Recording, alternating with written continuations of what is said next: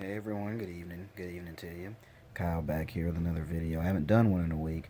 I actually told my fiance, basically my wife, that I hadn't done one, and she actually slapped me on the face. So doesn't hurt as bad after you shave. Anyway, Blues have gotten a couple games under their belt. Of course, we are 2-0, which is awesome. Kind of hurt to play against Ryan Reeves, but hey, he had a great game the other night. I want to talk about us first, because once again, we beat the defending Cup champs on their home ice. Night they're celebrating their championship. Beat them in overtime 5-4. One of the best things I thought about the game was that our defensemen are now stepping up offensively, which in years past we haven't really been as proactive with our D-men scoring. But Petro got 2 goals and he got the game winner in overtime, which was super, super awesome. If you're wondering what this shirt is, it is Beer Money Incorporated, one of my favorite wrestling tag teams ever. Um, when we came home Saturday night, that actually was a game I didn't get to watch because I don't get Saturdays off at work. Beat Dallas 4-2. Once again, defense looked fantastic. We got balanced goal scoring. Tank got his first one of the year. I was really happy with the way the game went from what I got to see.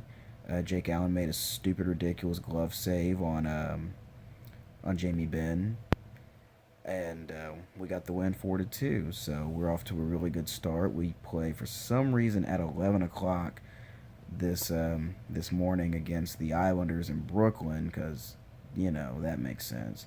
Let's run a game when everybody's working. Not everybody gets I think is it Columbus Day tomorrow?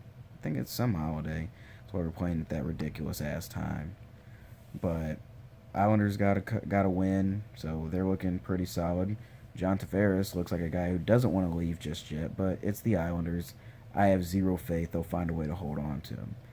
But want to talk to you guys about how we did in our first couple games. Goaltending was solid. We got a little leaky in the third period against Pittsburgh, but that's Pittsburgh. They're going to get theirs. Defensively, I thought we did well given all the injuries we have. The forwards have played really well. Our best line, without question, is the second line of Schwartz and Braden Shen, along with Dmitry Yashkin. Second game, Magnus Payarvi played with those two, which was a little different because you have two left wingers playing on the wings. Neither guy is a natural right winger. I don't believe Schwartz has played any right wing in his career. I know Payarvi hasn't, and that was interesting. But it provided extra speed down the sides because both guys can really fly. Schwartz and Shen have fantastic chemistry already. They show great patience with the puck. They really like playing together, and it showed, especially in that home game Saturday night. Tarasenko got his first. Keeping him with Paul Stastny is the best possible thing you can do. Absolutely. The Laterra experiment was garbage because that dude was garbage. I wish him the best in Philly, I really do, but he's going to find out Philly fans are a lot more ruthless than we are. And we can be pretty mean, but Philly is a whole different breed. Love seeing the young players step up.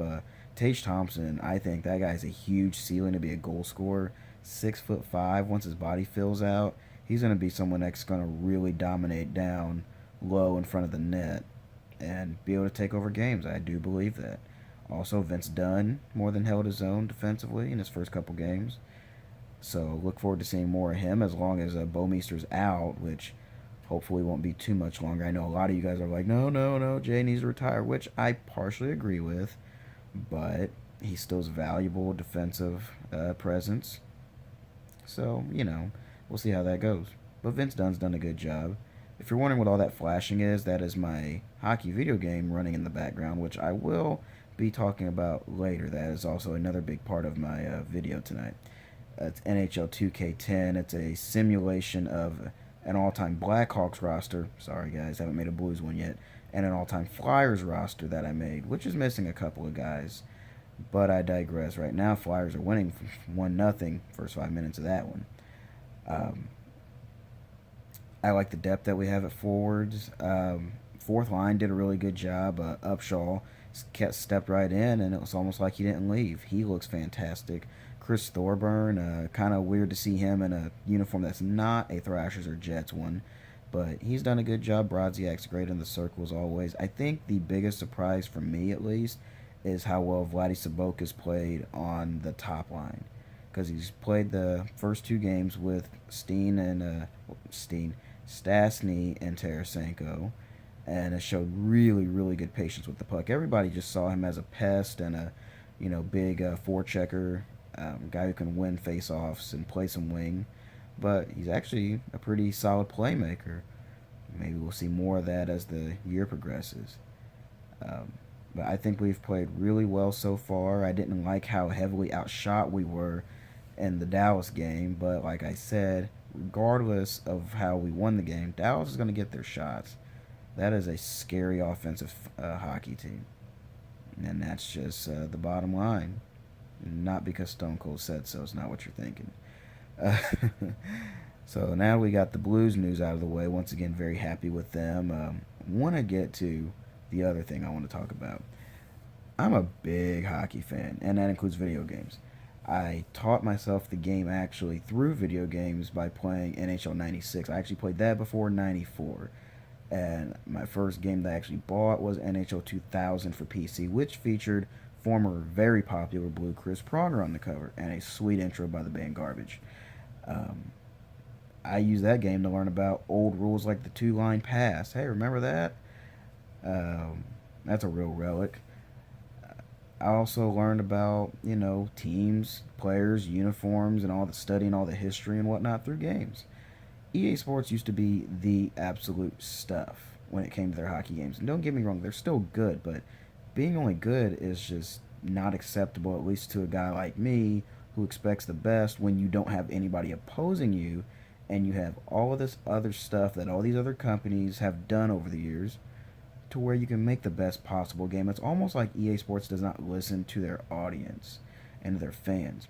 They're more worried about grabbing the casual fan that they don't have. They kind of think at EA Canada, they think like WWE does in a way, where what can we do to get the non-viewer or the non-buyer to get into our product? Because we already got, our loyal people. We got the loyal guys already. So we don't really have to try that hard. We'll just start adding gimmicks and stuff that's not hockey related, so to speak, to get the attention of the casual person or the one who doesn't play. Like this year's game, they have a new 3-on-3. It's a literal gimmick called NHL threes. I'll pass. Main reason why is because their old competitor in hockey, 2K Sports, did something like that. The game that I have playing in the background right now has a 3-on-3, and you actually play it on a pond, on an ice pond surface, in an outdoor setting. You pick one forward and two defensemen, and then your goalie, and then you call it good. And then you do a 3-on-3, and it's really fun on a game that's 8 years old. That still does a lot of things better than what EA does today. Small details. It actually feels like a hockey game that's acting as a video game as opposed to a video game that just happens to be hockey. And to me, that's what EA Sports does with the NHL franchise. I get they don't have the budget that Madden would or FIFA, which are the big cash cows for EA. They have been for a long time. I get that. However, details. They've done a really good job with a lot of the stuff that they missed out on, but it's almost like I said, they don't listen to their audience. And that drives me insane. As someone who's a big stickler for details in a game, they're just now putting aesthetics in their arenas in games that 2K did years ago. Even with one of their worst entries, NHL 2K9, which I do own, it's sitting down in the cabinet in here in the living room. They would have small little details, like if you were playing a game with Edmonton, and you go pause it, you zoom around on the replay, and you go to where it shows some stairs, it will say on the stairs, you're in Oiler country. EA Sports just now did that. I think they did it with NHL 16. I believe that's the first time I saw an aesthetic detail like that. Now they have all these other little gimmicks like the mascots, which is cool, and being able to play the 3-on-3 mode in an arcade style, which is cool if you're into that. But good grief. Pay attention to the actual hockey portion of the game. There's so many little penalties you cannot commit in the game that happen in real life all the time. They don't even have a coach's license, which is even more ridiculous. For years, they have all these generic dudes on the side on the benches instead of actual coaches. Like if you're playing Madden, and let's say you are, oh, I don't know, you're a Chiefs fan.